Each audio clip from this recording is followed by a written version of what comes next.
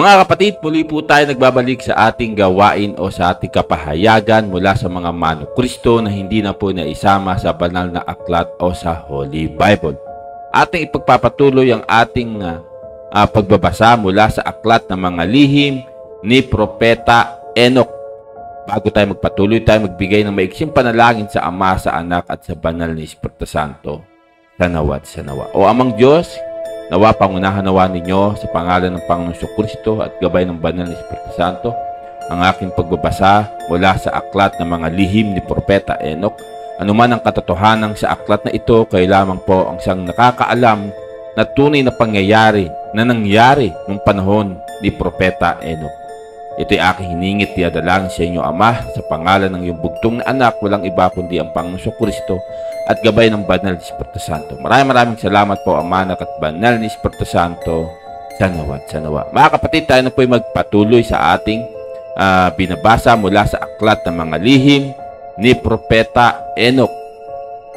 Ibinigay ng Diyos ang paraiso kay Adan at binigyan siya ng utos na makitang bukas ang langit at dapat niyang makita ang mga anghel na umaawit ng awit ng tagumpay. Ikapitong kabanata. Si Adan ay may buhay sa lupa at ako ay lumikha ng isang hardin sa Eden sa silangan na dapat niyang sundin ang tipan at sundin ang utos.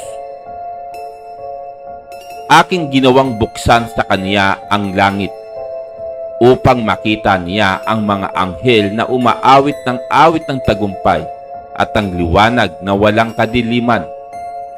At siya ay patuloy na nasa paraiso at naunawaan ng dyablo na nais kong lumika ng isa pang daigdig dahil si Adan ang Panginoon sa lupa upang pahamalaan at kontrolin ito. Ang dyablo ay ang masamang espiritu ng mababang lugar. Bilang isang takas ay ginawa niya si Sodoma mula sa langit bilang ang kanyang pangalan ay Satanasil. Kaya siya ay naging iba sa mga anghel, ngunit ang kanyang kalikasan ay hindi nagbabago ng kanyang katalinuhan hanggang sa kanyang kapagkaunawa sa matuwid at mga makasalanang bagay. At naunawaan niya ang kanyang paghatol at ang kasalanan na kanyang nagawa noon. Kaya nga, nag-isip siya ng pag-iisip laban kay Adan. Sa ganoong anyo ay pinasok niya at hinikayat si Eva, ngunit hindi niya hinipo si Adan. Ngunit aking isinumpa ang kamangmangan, ngunit ang aking ipinagpala noong una, yaong hindi ko sinumpa. Hindi ko sinumpa ang tao, ni ang lupa, o ang ibang mga nilalang, kundi ang masamang bunga ng tao at ang kanyang mga gawa. Pagkatapos ng kasalanan ni Adan ay pinaalis siya ng Diyos. Sinabi ko sa kanya, ikaw ay lupa, at sa lupa kung saan kita kinuha ay pupunta ka, at hindi kita ipahamak, ngunit ipadadala kita kung saan kita kinuha. Kung magkagayon, muli kitang kukunin sa aking ikalawang pagparito. At pinagpala ko ang lahat ng aking nilalang na nakikita at hindi nakikita. At si Adan ay 5.25 oras sa paraiso. At aking pinagpala ang ikapitong araw ng siyang Sabat, kung saan siya ay nagpahinga mula sa lahat ng kanyang mga gawain. Ipinakita ng Diyos kay Enoch ang edad ng mundong ito. At itinakda ko rin ang ika-8 araw, na ang ika-8 araw ang siyang unang nilikha pagkatapos ng aking gawain, at na ang unang 7 ay umiikot sa anyo ng ika-7,000, at nasa simula ng ika-8,000 ay magkakaroon ng isang panahon ng hindi mabibilang, walang katapusan, na walang taon o buwan o linggo o araw o oras. At ngayon, Enoch, lahat ng sinabi ko sa iyo, lahat ng iyong naunawaan, lahat ng iyong nakita sa mga bagay sa langit, lahat ng iyong nakita sa lupa, at lahat ng aking isinulat sa mga aklat sa pamagitan ng aking dakilang karunungan, Lahat ang mga bagay na ito ay aking ginawa at nilikha mula sa pinakamataas na pundasyon hanggang sa ibaba at hanggang wakas, at walang tagapayo o takapagmana sa aking mga nilikha. Ako'y walang hanggan sa sarili, hindi ginawa ng mga kamay at walang pagbabago. Ang aking pag-iisip ay aking tagapayo, ang aking karunungan at ang aking salita ay naganap, at aking mga mata ay nagmamasid sa lahat ng mga bagay kung paano silang nakatayo rito at nanginginig sa takot.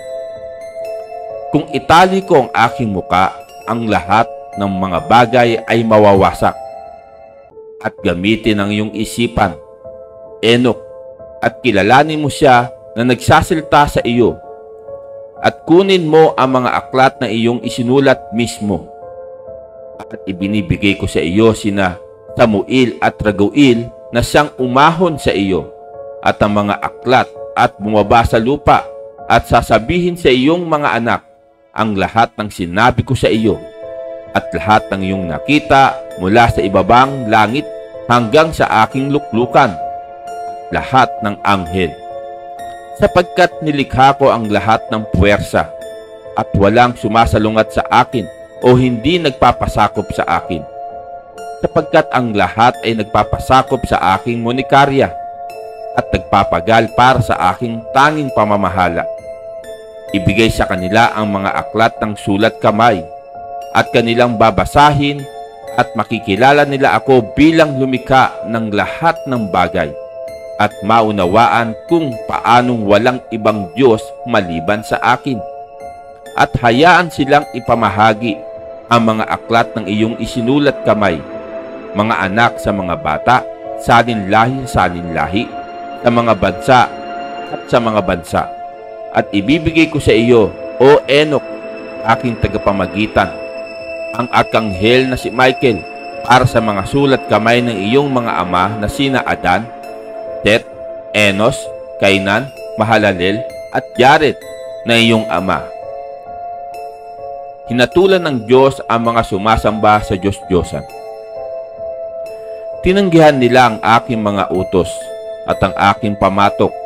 Ang walang kabuluhang binhi ay umahon, hindi natatakot sa Diyos, at hindi sila yumukod sa akin, ngunit nagsimulang yumukod sa mga walang kabuluhang Diyos, at itinanggi ang aking pagkakaisa, at pinasan ang buong lupa ng mga kasinungalingan, mga pagkakasala, mga kasuklam-suklam, na kalokohan katulad ng isa't isa, at lahat ng uri ng iba pang mga maruruming kasamaan na kasuklam-suklam na isinalaysay. At sa makatuwid ay nagpababa ako ng dilubyo sa lupa, at lilipulin ng lahat ng tao, at ang buong lupa ay magkakasamang guguho sa malaking kadiliman. Iniwan ng Diyos ang isang matuwid na lalaki sa tribo ni Enoch. Tingnan, mula sa kanilang binhi ay lilitaw ang isa pang salinlahi. Marami pagkatapos, ngunit marami sa kanila ang magiging lubhang walang kasiyahan. Siya na bumubuhay sa salinlahing iyon ay maghahayag sa kanila ng mga aklat ng iyong sulat kamay, ng iyong mga ama, sa kanila kung kanino dapat niyang ituro ang pangangalaga sa mundo, sa mga matatapat na tao at manggagawa na aking kinalulugdan, na hindi kumikilala sa aking pangalan sa walang kabuluhan, at sasabihin nila sa ibang henerasyon, at yung iba na nakabasa ay lumawalhatiin pagkatapos noon ng higit kesa sa una. Inutusan ng Diyos si Enoch na mamuhay sa lupa ng 30 araw. Ngayon, Enoch, binibigyan kita ng termino ng 30 araw na gugulin sa iyong bahay at sabihin sa iyong mga anak at sa iyong buong sambahayan upang marinig ng lahat sa aking mukha kung ano ang sinabi mo sa kanila, upang ang kanilang mabasa at maunawaan kung paanong walang ibang Diyos kundi ako, at upang palagi nilang sundin ang aking mga kautusan at magsimulang magbasa at kumuha ng mga aklat ng iyong sulat kamay. At pagkaraan ng 30 araw ay ipapadala ko ang lahat ng aking anghel para sa iyo, at kukunin ka niya mula sa lupa at mula sa iyong mga anak patungo sa akin. Dito tinawag ng Diyos ang isang anghel. At tinawag ng Panginoon ang isa sa mga matatandang anghel, kakilakilabot at mapanganib, at iniligay siya sa pamagitan ko sa anyong maputi gaya ng niebe. At ang kanyang mga kamay ay parang yelo na may anyong malaking hamog na nagyeyelo. At pinalamig niya ang aking muka, sapagkat hindi ko matiis ang takot sa Panginoon, gaya ng hindi maaaring tiisin ng apoy, ng kalan, at ang init ng araw, at ang hamog na nagyeyelo ng hangin. At sinabi sa akin ng Panginoon, Enoch, kung ang iyong muka ay hindi naninigas dito, walang sinuman ang makakita sa iyong mukha. At sinabi ng Panginoon sa mga lalaking iyon na unang umakay sa akin, hayaan mong si Enoch ay bumaba kasama mo sa lupa at hintayin siya hanggang sa itinakdang araw. At inilagay nila ako sa gabi sa aking higaan, at inaasahan ni Matusal ang aking pagdating, na nagbabantay sa araw at gabi sa aking higaan, ay napuno ng sindak nang marinig niya ang aking pagdating. At sinabi ko sa kanya, magsama-sama ang lahat ng aking sambahayan upang sabihin ko sa kanila ang lahat. O aking mga anak, aking mga minamahal, dinggin ninyo ang payo ng inyong ama hanggat ayon sa kalooban ng Panginoon. Ako'y pinahintulutang lumapit sa iyo ngayon at ipahayag sa iyo, hindi mula sa aking mga labi, kundi mula sa mga labi ng Panginoon, at lahat na ngayon at noon at sa darating na panahon, lahat na mangyayari hanggang sa araw ng paghuhukom. Sapagkat pinahintulutan ako ng Panginoon na lumapit sa iyo, kaya't narinig mo ang mga salita ng aking mga labi, ng isang taong ginawang malaki para sa iyo. Ngunit ako'y isa na nakakita sa mukha ng Panginoon na parang bakal na pinaningning mula sa apoy, na naglalabas ng mga kislap at nasusunog. Nakatingin ka ngayon sa aking mga mata, ang mga mata ng isang taong malaki na may kahulugan para sa iyo. Ngunit nakita ko ang mga mata ng Panginoon na nagniningning tulad ng sinag ng araw, at pinupuno ang mga mata ng tao ng sindak. Nakita ninyo ngayon, mga anak ko, ang kanyang kamay ng taong tumulong sa inyo. Ngunit nakita ko ang kanang kamay ng Panginoon na pinupuno ang langit bilang tumulong sa akin. Nakikita mo ang kompas ng aking gawain na tulad ng sa iyo. Ngunit nakita ko ang walang limitasyon at perpektong kompas ng Panginoon na walang katapusan. Naririnig mo ang mga salita ng aking mga labi, gaya ng narinig ko ang mga salita ng Panginoon, gaya ng malaking kulog na walang humpay na may pagbuhos ng mga ulap. At ngayon, aking mga anak, pakinggan ang mga talumpati ng Ama ng lupa, kung gaano kakilakilabot at napakakakilakilabot na dumating sa harapan ng pinuno ng lupa. Gaano pa nga kakilakilabot at napakakakilakilabot na dumating sa harapan ng mukha ng pinuno ng langit at tagapamahala ng buhay at patay at ng makalangit na hukbo. Sino ang makatitiis sa walang katapusang sakit na iyon?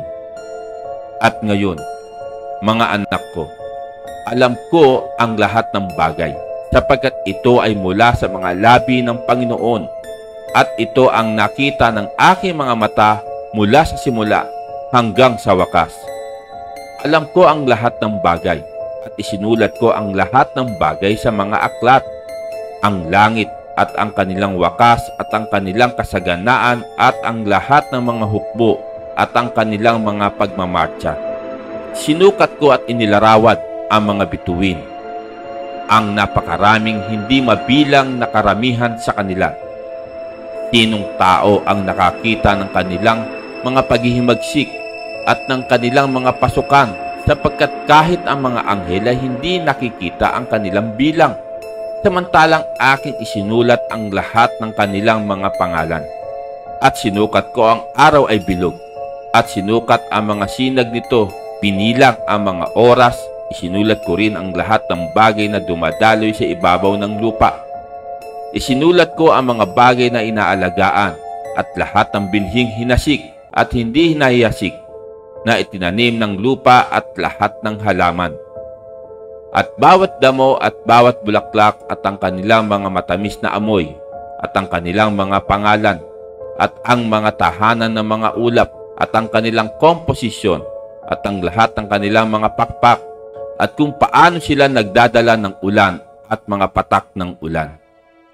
At sinisiyasat ko ang lahat ng bagay, at isinulat ang daan ng kulog at ng kidlat, at ipinakita nila sa akin ang mga susi at ang kanilang mga tagapag-alaga, ang kanilang pagbangon, ang landas na kanilang tinatahak.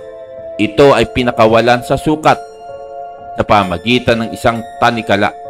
Baka sa pamagitan ng isang mabigat na tanikala at karasan ay itinapon nito ang galit ng mga ulap at wasakin ang lahat ng bagay sa lupa. Aking isinulat ang mga bahay yaman ng nyebe at ang mga kamalig ng malamig at nagyayelong hangin, at aking namasdan ang susi ng kanilang kapanahunan, at kanyang pinuno ang mga ulap sa kanila at hindi nauubos ang mga bahay yaman. At isinulat ko ang mga pahingang dako ng hangin at minasdan, at nakita ko kung paano ang kanilang mga may hawak na susi ay nagdadala ng mga timbangan at sukat. Una, inilalagay nila ang mga ito sa isang timbangan. Pagkatapos ay isa pa ang mga panimbang at hinilalabas ang mga ito ayon sa tusong sukat sa ibabaw ng buong lupa. Baka sa pamagitan ng mabigat ng paghinga ay nauuga ang lupa. At sinukat ko ang buong lupa, ang mga bundok nito at ang lahat ng burol, ang mga parang, ang mga puno, ang mga bato, ang mga ilog, ang lahat ng umiiral na mga bagay ay aking isinulat. Ang taas mula sa lupa hanggang sa ikapitong langit, at pababa hanggang sa pinakamababang impyerno, at ang paghuhukom ng lugar at ang napakadakila, bukas at umiiyak na impyerno. At nakita ko kung gaano kasakit ang mga bilanggo na umaasa sa walang limitasyong paghatol. At isinulat ko ang lahat ng hinatulan ng hukom, at ang lahat ng kanilang mga paghatol, at ang lahat ng kanilang mga gawa. So mga kapatid, tayo magkakaroon ng ikawalong kabanata. Nawa kung sino man nakarinig na aking mga binasa ay bigyan tayo ng kaunawaan ng Ama, ng Anak at ng Banal na Espiritu Santo. Hanggang sa muli mga kapatid, maraming salamat po. Sana at sanawa. In nomine Patris et Filii et Spiritus Sancti. Amen.